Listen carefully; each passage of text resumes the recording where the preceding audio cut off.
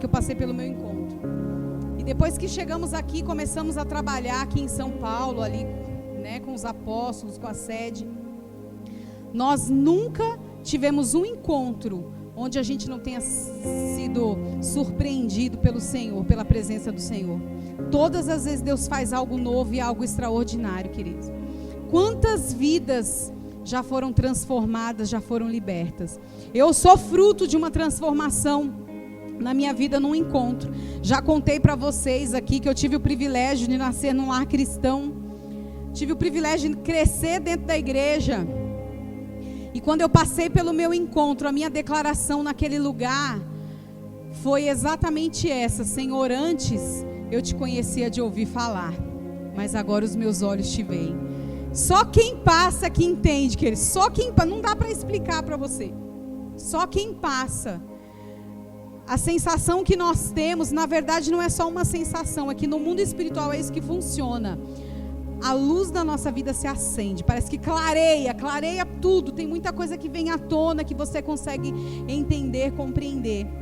E quando eu passei pelo meu encontro, eu não tinha noção, eu não tinha ideia de que um dia eu estaria aqui ministrando para vocês, ministrando para vidas. Eu não tinha noção.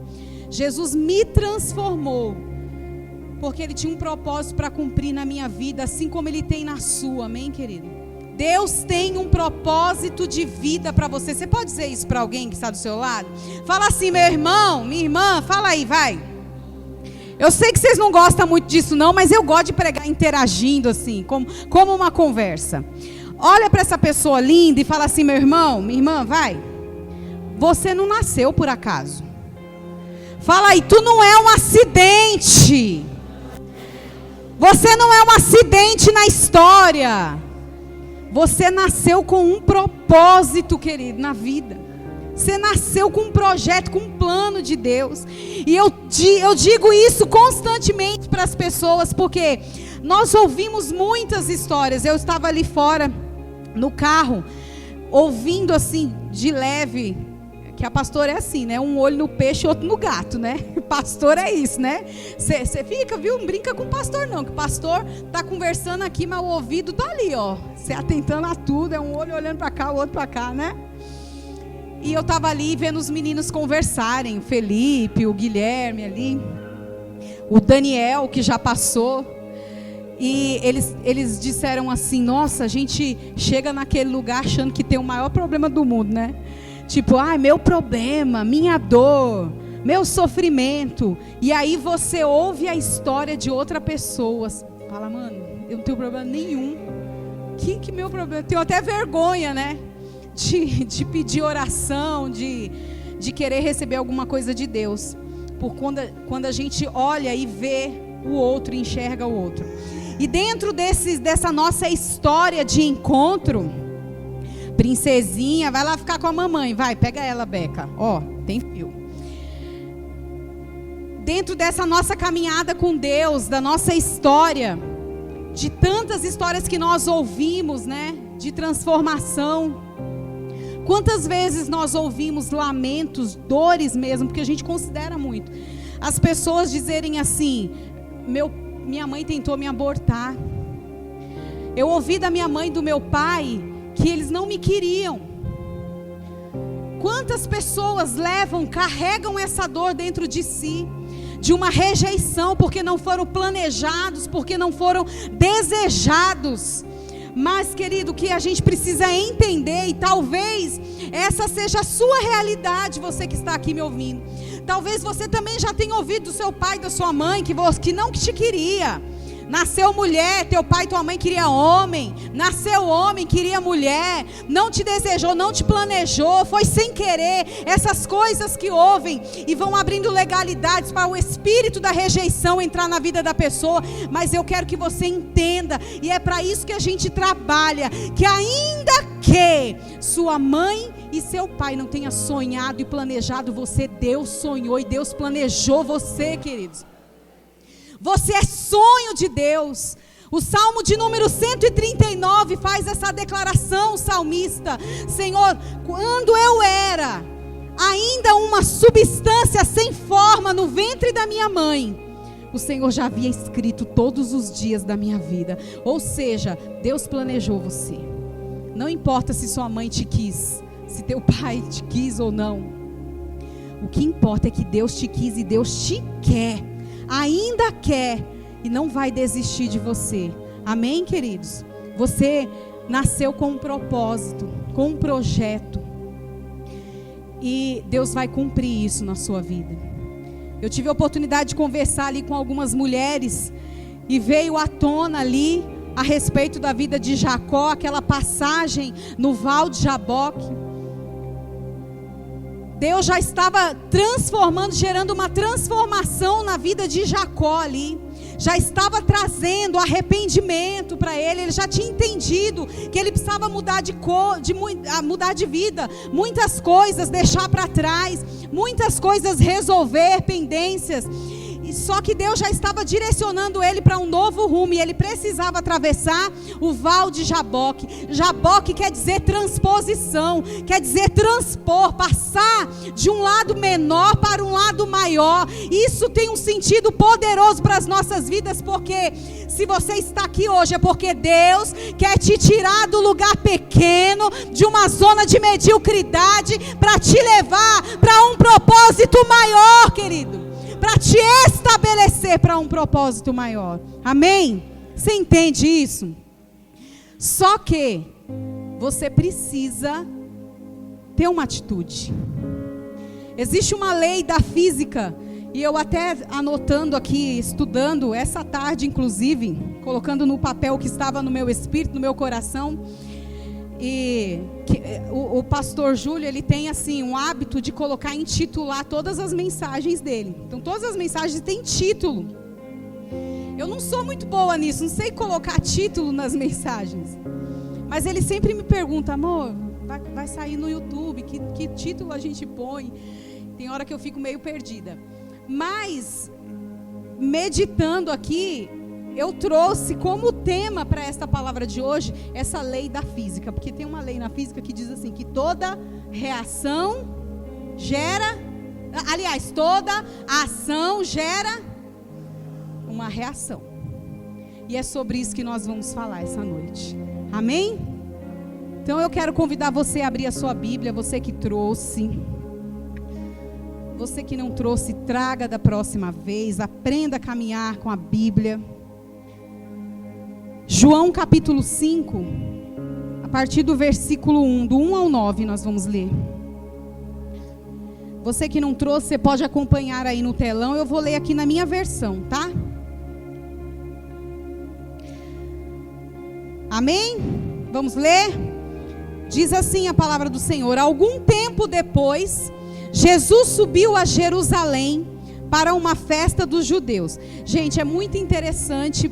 Eu acho que nunca mais o Novo Testamento vai ser igual como era depois dessa viagem, gente. Porque é muito interessante falar a respeito da palavra e entender o que de fato essa palavra está dizendo, né? Nós, quando chegamos lá em Israel, nós ficamos hospedados, não me lembro se foi 2 dias, 3 dias, na Galileia. E da Galileia para Jerusalém é uma subida longa, querido. De 3 horas de viagem. Então a gente foi indo aos poucos. Ficamos ali 3 dias. Depois a gente foi para a região do Mar Morto. Ficamos ali 2 dias, né, meu bem? 2 dias ali. Aí depois subimos mais 1h20, 1h30 mais ou menos, até chegar em Jerusalém. Jerusalém fica no alto. Então quando você lê aqui, subiu para Jerusalém, é subida mesmo, querida, é subida. E eu fiquei imaginando lá Jesus sentado num jumentinho, talvez, num camelo, não sei, ou na caminhada, fazendo esse trajeto ao longo da sua história. Não deve ter sido fácil não. Inclusive eu disse, né, talvez por isso tenha demorado 4 dias para chegar até Lázaro, né? Porque a caminhada era longa, não era fácil. Então vamos lá, vamos ler a palavra. Algum tempo depois, Jesus subiu a Jerusalém para uma festa dos judeus.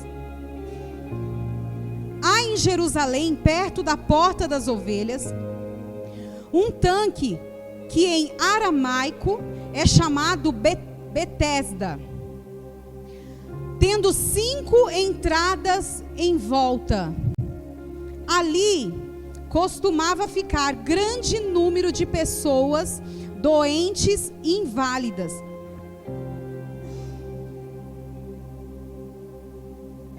Cegos, mancos e paralíticos. Diga cegos, mancos e paralíticos. Eles esperavam um movimento nas águas. De vez em quando descia um anjo do Senhor e agitava as águas. O primeiro que entrasse no tanque, depois de agitadas as águas, era curado de qualquer doença que tivesse. Um dos que estavam ali era paralítico, fazia 38 anos. Quantos anos, querido? Quando Jesus o viu deitado e soube que ele vivia naquele estado durante tanto tempo, Jesus lhe perguntou. O que Jesus lhe perguntou? O que Jesus perguntou? Jesus fez uma pergunta simples para ele. Você quer ser curado?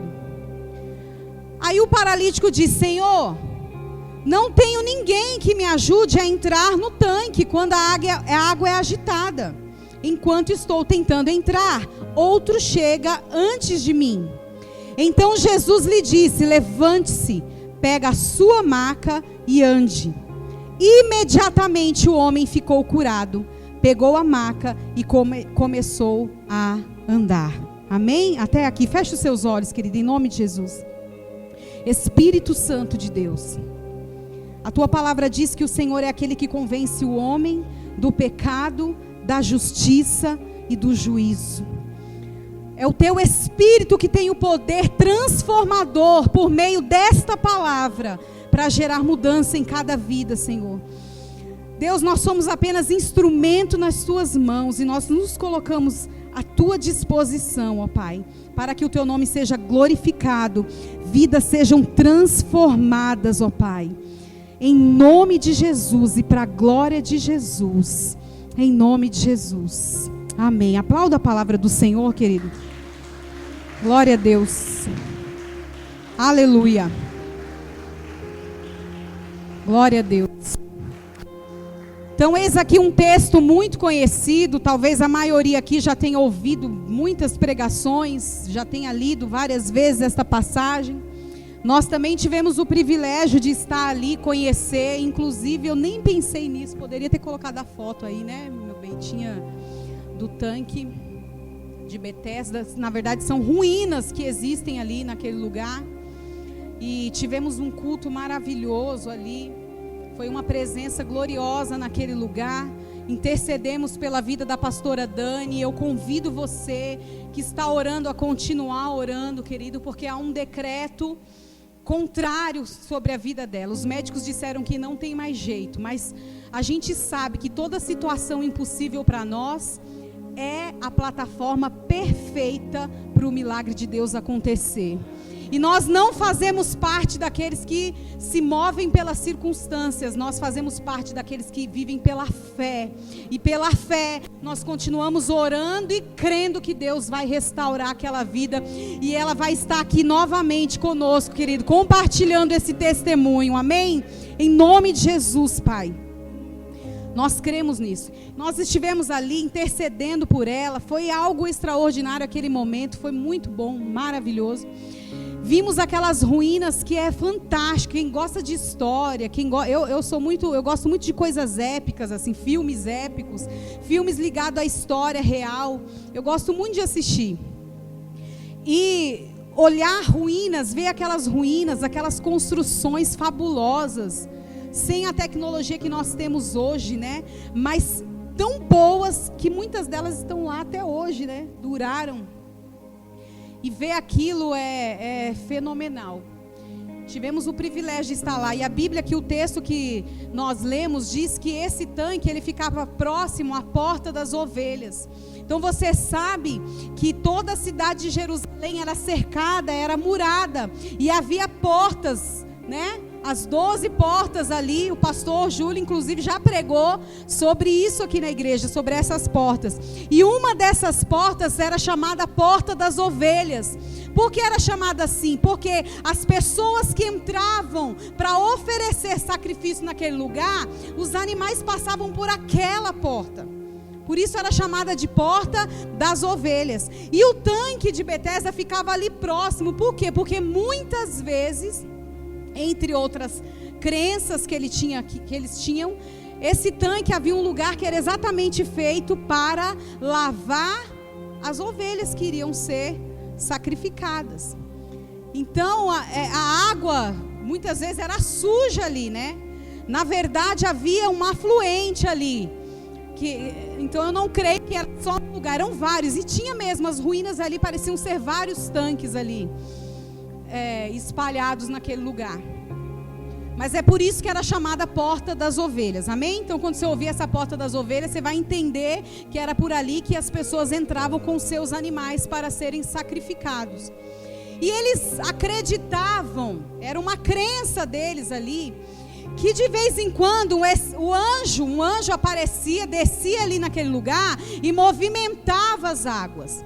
E segundo a crença deles, de acordo com o movimento das águas, a primeira pessoa que caísse, que se jogasse ali, que entrasse dentro daquelas águas, enquanto ela estava sendo movida, essa pessoa era curada de qualquer enfermidade que tivesse.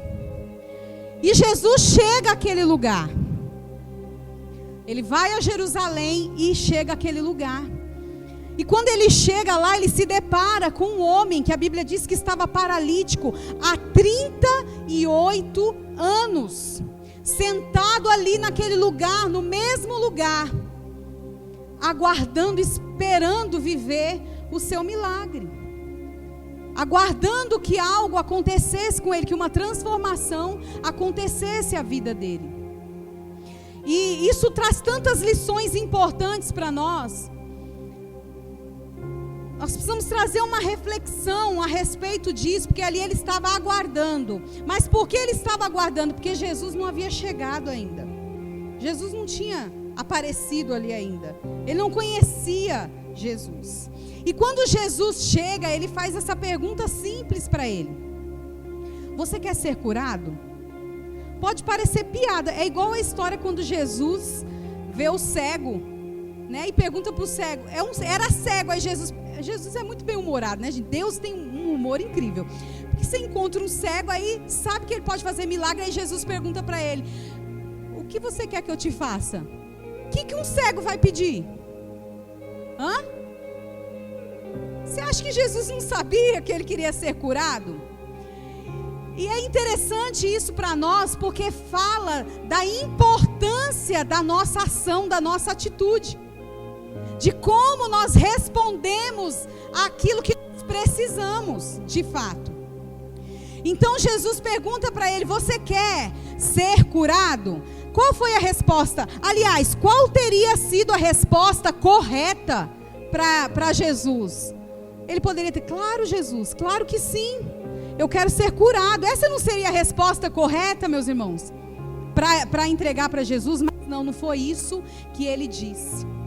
Esse paralítico, ele argumentou com Jesus.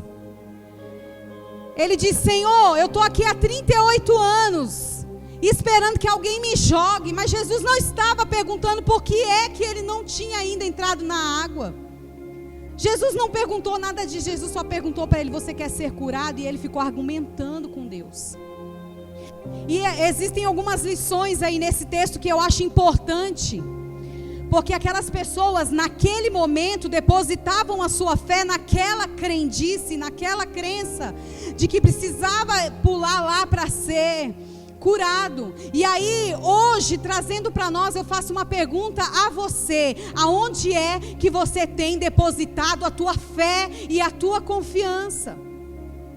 O que é mais comum para nós pastores é encontrarmos pessoas que vivem da fé do outro, que vivem da nossa fé, da fé do pastor, da fé do líder, que apoiam a sua fé na fé do outro. que se encostam na fé do outro. Porque se o homem de Deus ou a mulher de Deus disser que vai acontecer, eu acredito. Se aquela pessoa orar, eu acredito.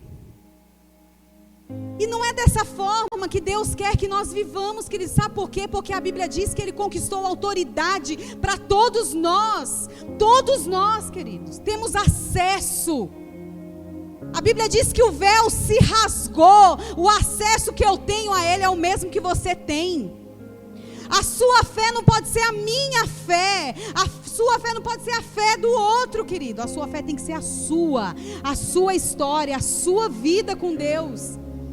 Você precisa ter a sua própria experiência com o Senhor.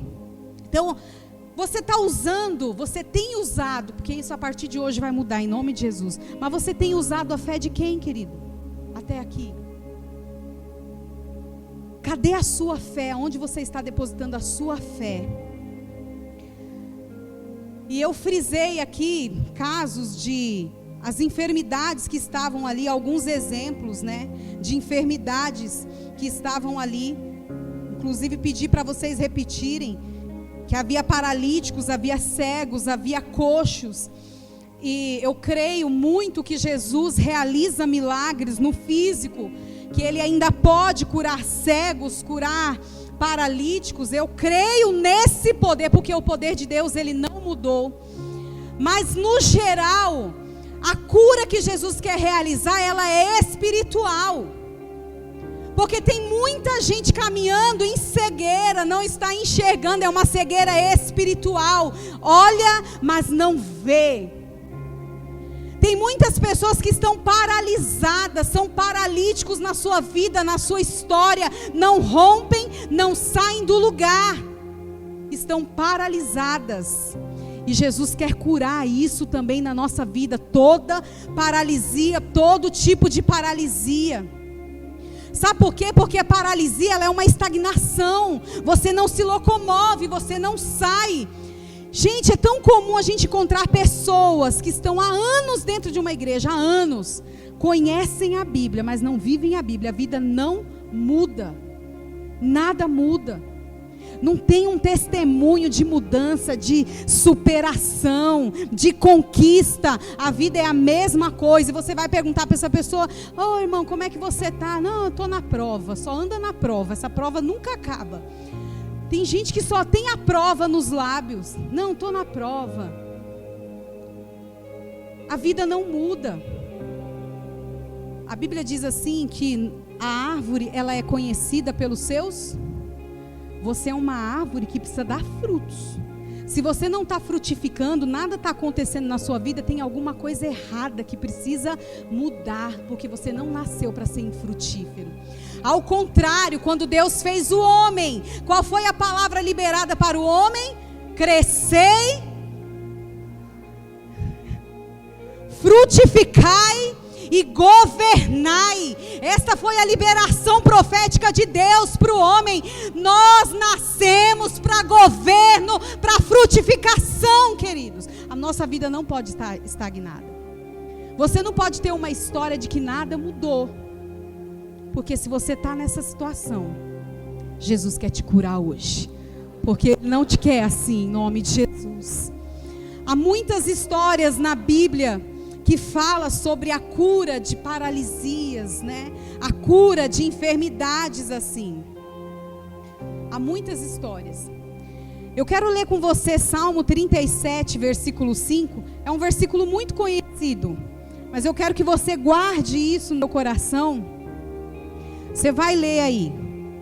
Salmo 37, versículo 5. Salmo. Ok. Leia aí. 1, 2, 3 e...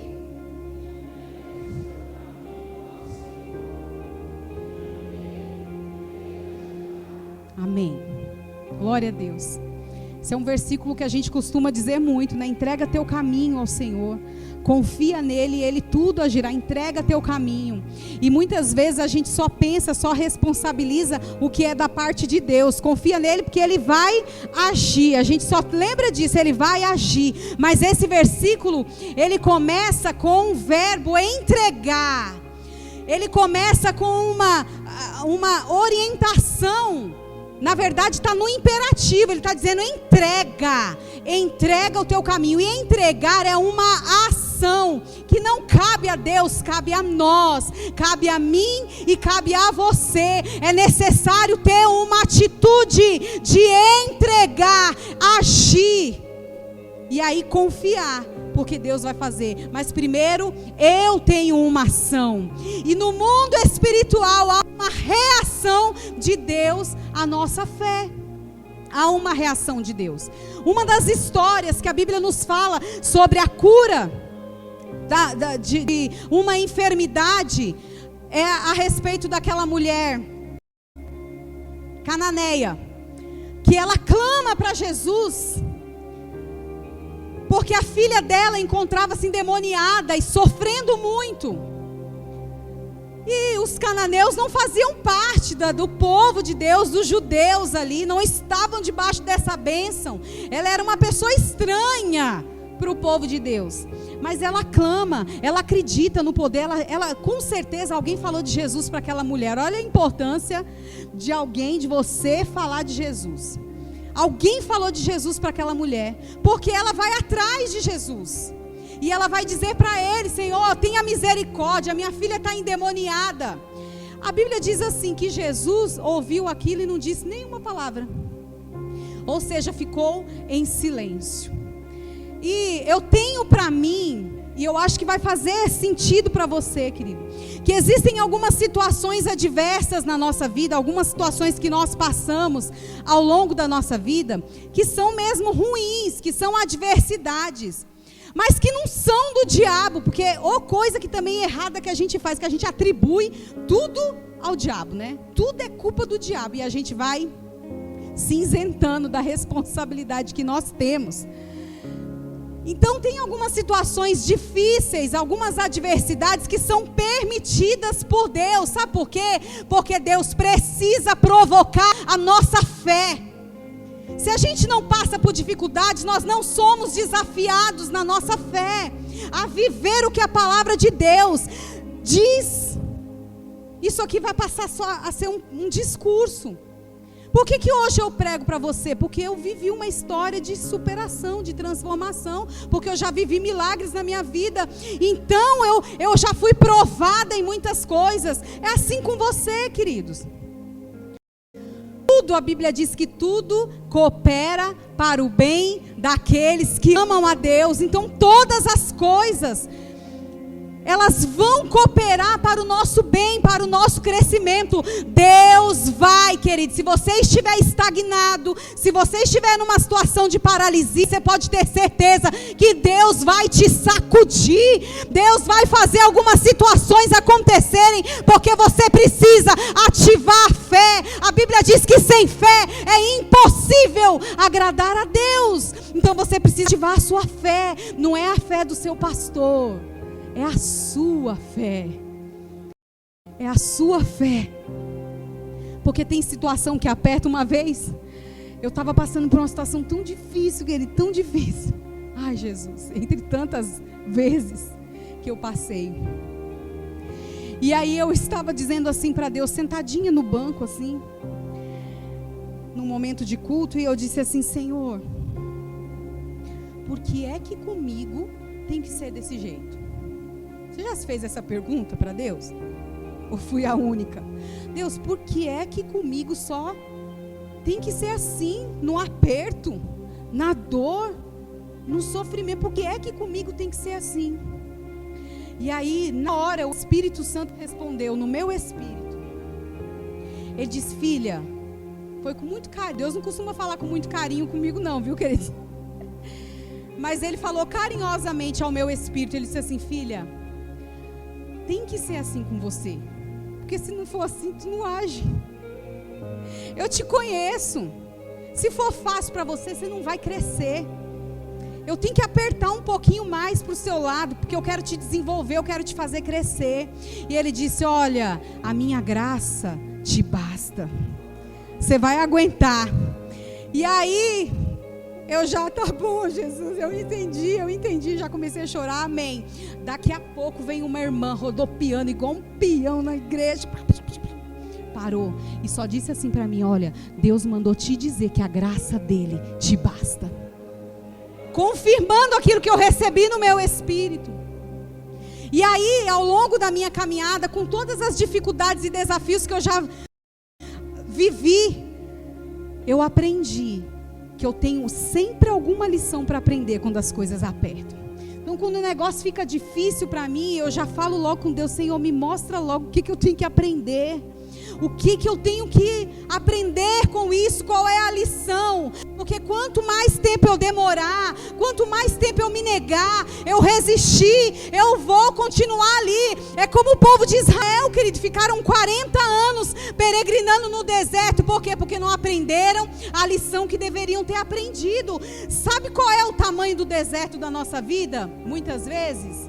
Sabe qual é? Pergunta aí para alguém. Fala: irmão, sabe o tamanho do deserto da sua vida? Agora sim, ó, respeitosamente, mostra a língua para ele. Faz assim, ó. Carinhosamente, respeitosamente, faz aqui, ó. O deserto, ó, é do tamanho da sua língua. Sabe por quê? Porque quanto mais tu... Vocês escovam a língua, gente, mostram a língua limpinha aí, em nome de Jesus. Quanto mais você murmurar e mais você reclamar, você vai ficar no deserto. As coisas não vão mudar. Foi assim com o povo de Israel. Por isso que a Bíblia chamava o povo de Israel de dura cerviz. Eles não se dobravam, eles não se rendiam. Para de ser obstinado na sua vida e se renda à voz do Espírito Santo de Deus. A Bíblia diz que Ele está à porta, batendo para entrar e cear com você. Abre essa porta, deixa Deus entrar na sua vida e transformar a sua história. Não faça como esse paralítico, querido, que ficou argumentando: mas Deus, Senhor, mas eu não estou pronto. Tem gente que fala assim: eu não vou para a igreja, eu não vou me batizar, eu não vou aceitar, deixa eu mudar de vida primeiro. Mas não dá porque meu marido é isso, não dá porque a minha esposa é aquilo. Não, mas eu não estou preparado. Se você ficar esperando ficar preparado para entregar a sua vida para Jesus, para voltar para Ele, eu sinto muito te dizer, você não tem o poder de mudar a sua vida. Quem tem o poder é o Espírito Santo de Deus, e isso só vai acontecer no dia que você se render e falar: entra, Senhor, e transforma. Igreja é hospital. Aqui não tem gente perfeita. Até porque se tivesse, Deus já teria levado, já teria arrebatado, porque Deus não ia permitir que perfeitos se contaminassem. Deus fez isso com Enoque. Era um homem, a Bíblia fala que ele era um homem, perfeito. Aí Deus o tomou. Aqui não é lugar de gente perfeita. Aqui é lugar de gente imperfeita, que está buscando se aperfeiçoar no Senhor. Para de endurecer teu coração. Ouça a voz de Deus. Se incline ao que Deus tem para fazer na sua vida. E eu falei da mulher cananeia, clamou por Jesus e Jesus ficou em silêncio. Jesus não respondeu nada. Quantas vezes que Deus fica em silêncio conosco? Quantas vezes? E aí eu pergunto para você: qual tem sido a sua atitude diante do silêncio de Deus? Quando você pede e não tem respostas, qual tem sido a tua reação? Está abandonando o caminho? Essa mulher deu um exemplo de fé, e Jesus exalta a fé dessa mulher, porque ela começa ali a dizer: Senhor, tenha misericórdia, e Jesus fala para ela: mas não é justo eu tirar o pão dos filhos e entregar aos cachorrinhos. E ela não se importou de ter sido comparada a um cachorrinho. Ela diz: Senhor, mas até os cães se alimentam das migalhas que caem, Senhor, tem misericórdia. Jesus disse para ela: mulher, a tua fé é grande. Vá e receba o que você veio buscar. E ela recebe o milagre dela. Qual tem sido a tua atitude, querido, no momento de adversidade? Qual tem sido? Eu falei aqui O Salmo de número 37:5, que diz: entrega teu caminho. Entregar é agir, é ação. Eu quero dizer para você que o nível da tua entrega vai determinar o nível da tua conquista. Vai determinar onde você quer chegar. É o nível da tua entrega. Quanto mais você for, mais você vai conquistar, querido. Depende de você. É a ação que gera a reação. E aí o texto de Salmo 37 continua dizendo: confia, confia. Aí eu entro em mais uma questão que é de atitude nossa. Porque quem confia, quem verdadeiramente confia, ele trabalha para que as coisas realmente aconteçam. Porque quem confia fala, vai acontecer. Então, age. É assim com Deus, que Deus nos orienta a isso, a trazer as coisas que não existissem, a fazer dela o que não é, como se já fossem. Essa é a medida de fé para nós. Então, se eu confio que vai acontecer, eu trabalho para que aconteça. Oração, querido, não é só você dobrar seu joelho, ou sentar na sua cama, ou receber de alguém. Oração tem uma palavra dentro dessa palavra que se chama ação. Oração, ação, atitude. Se você confia, você trabalha para que aconteça. Você permanece firme, você se torna indesistível. O negócio não está bom, fala assim, mas nada vai me parar. Deus, eu não estou numa situação confortável, mas isso não vai me paralisar, Deus. Eu não vou deixar de viver. Quantas vezes nos meus momentos de crise, essa crise interna, eu falava assim, Deus, eu nem quero, nem tenho vontade de ir para a igreja, meu corpo não quer reagir, a minha mente não quer reagir, mas eu dizia, eu vou, Senhor, porque eu sei qual é o caminho, Deus, eu vou, uma hora vai mudar. E eu ia, querida, sem vontade, eu ia. E é interessante como, especialmente nesses dias, como Deus se move ao nosso favor. Quantas vezes eu não quis ir, mas quando eu cheguei lá, Deus tinha algo para a minha vida, Deus tinha uma resposta que eu precisava, Deus tinha uma porção que me levantava, nem que fosse o maná diário, tinha ali reservado para mim, e Ele me levantava para mais um dia. Você não pode ser indesistível ou desistível, querido. Você tem que ser indesistível. As circunstâncias da vida não podem paralisar o propósito de Deus para você. Escuta isso. Nós iniciamos aqui dizendo que Deus tem um propósito para você. E nós cantamos aqui que as portas do inferno, elas não prevalecerão contra a igreja do Senhor. Quem é a única pessoa que pode impedir que os planos de Deus aconteçam? Quem é? É você mesmo.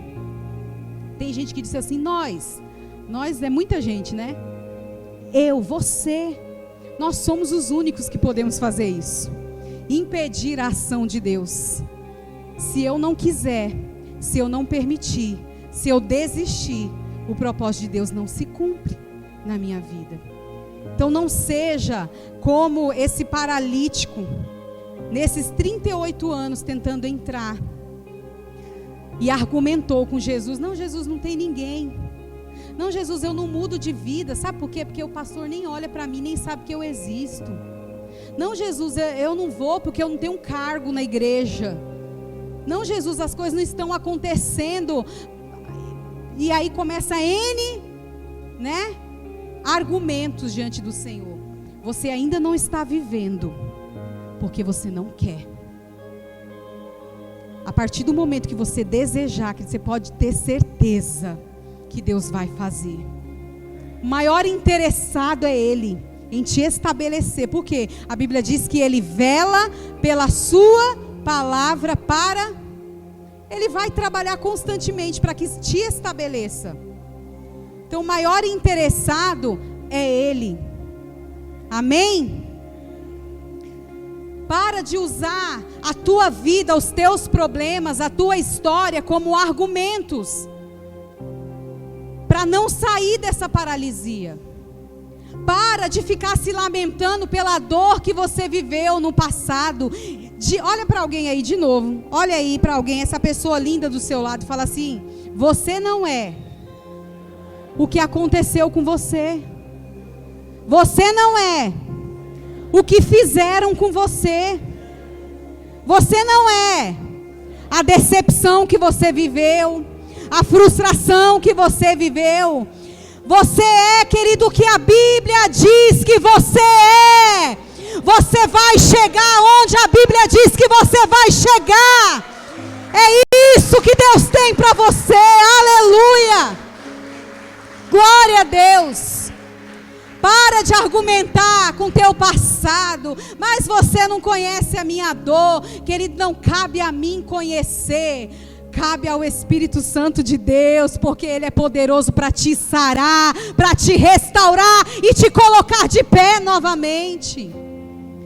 Você tem que estar na presença. Você tem que estar na presença. A presença do Senhor é o que faz toda a diferença. Aceita a provocação de Deus. Aceita a provocação de Deus. Deus está querendo te fazer crescer. Deus está querendo te fazer crescer na vida.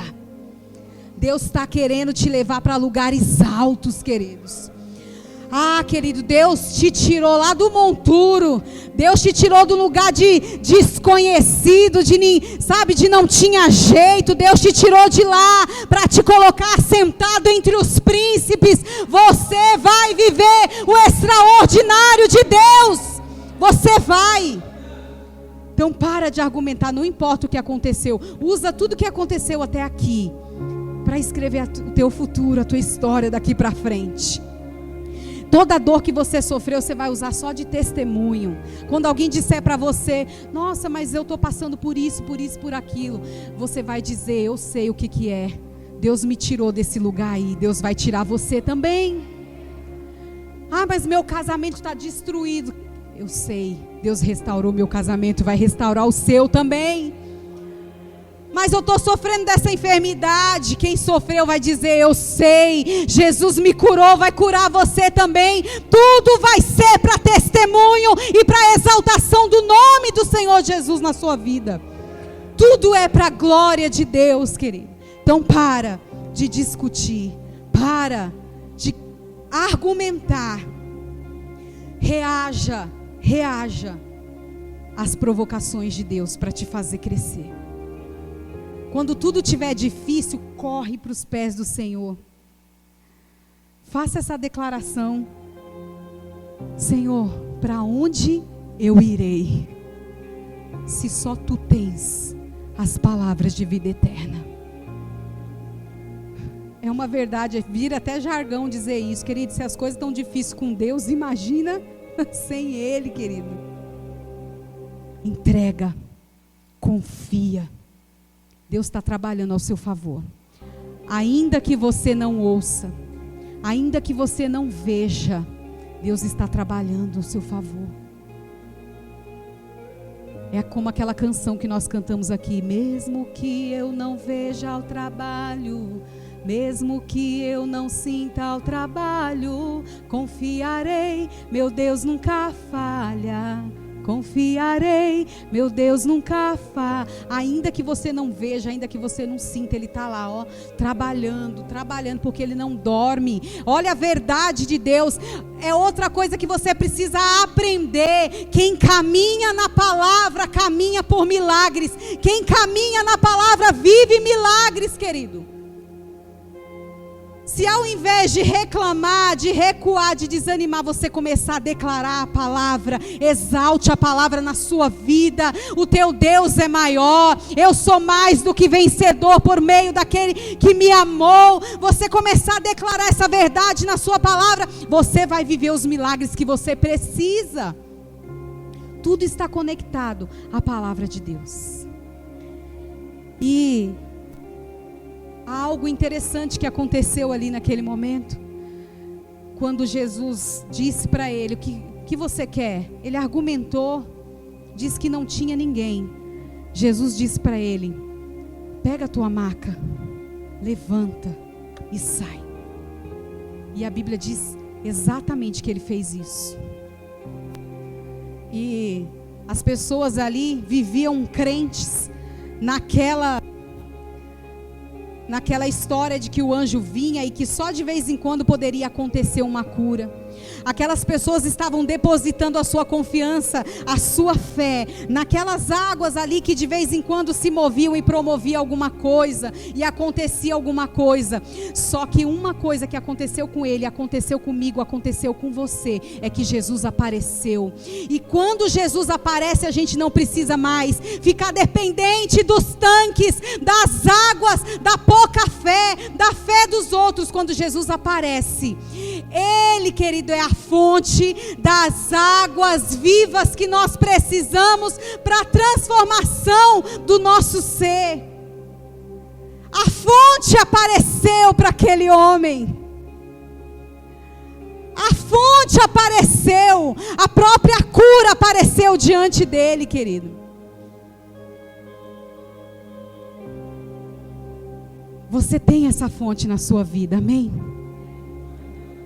Você tem essa fonte na sua vida. Você não precisa ficar dependendo de nada.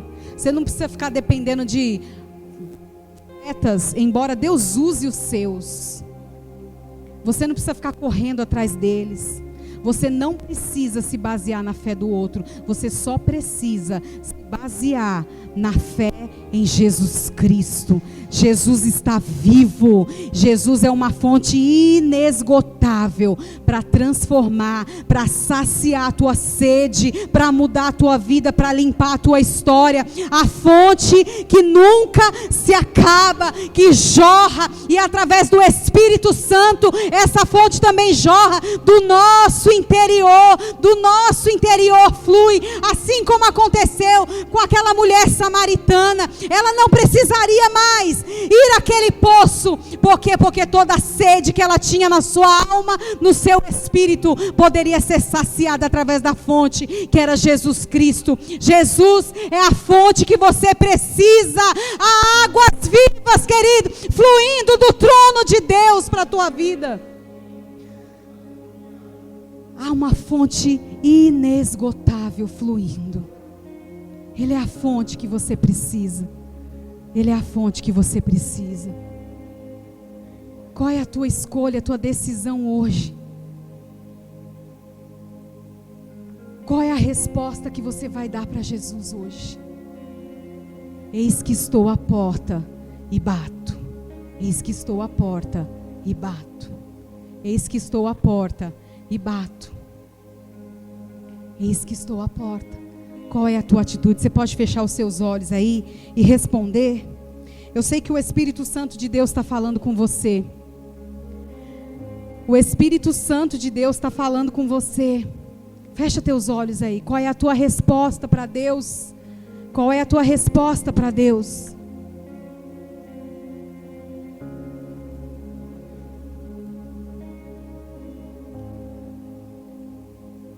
Qual é a tua resposta para Deus? Você pode falar com Ele aí nessa noite? Fala com Ele aí nessa noite, vai. Responde à voz do Espírito Santo. Responde a esta provocação de Deus. Deus está te chamando a mudar de vida. Deus está te chamando para pegar a sua maca e levantar dessa paralisia que você está. Deus está te chamando a transicionar, assim como aconteceu com Jacó, a passar o val de Jaboque, a transpor para um outro lado, a transpor para um outro momento na sua vida. Deus está te chamando. Responde para Ele aí essa noite. Responde para Ele. Responde para Ele. Aleluia.